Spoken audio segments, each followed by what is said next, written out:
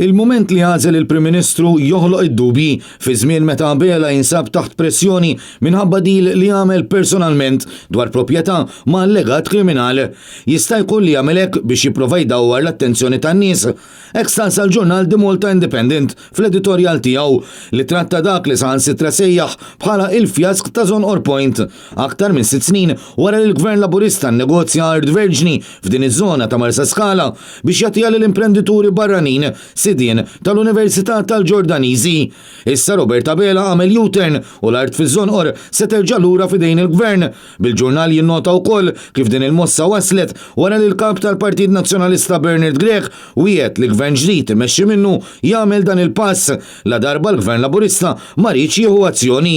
Fl-2015 dan id-deal bejn il-Gvern u s-sidien tal-Università tal-Ġordaniżi kien suġġett għal diversi protesti organizzati mill-Partit Nazzjonalista u mill-ambjentalisti li kienu jtennu li ż-żona ta' Zone Point ma kellha qatt tkun żviluppata.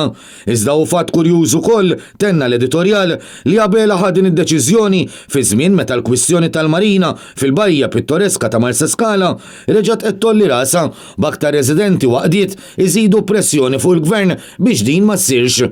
Għal dastant tenna l-ġurnal issa wieħed irid jistenna x'se jinkludi l-ftehim il-ġdid li l-Gvern se jagħmel mal-Ġordaniżi.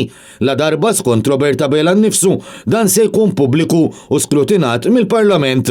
Dan anke fid-dawl tal-fatt li l-Gvern beħsibu jagħti sit fi Smart City biex suppost tkun estensjoni tal-kampus li dawn għandhom f'Bormla.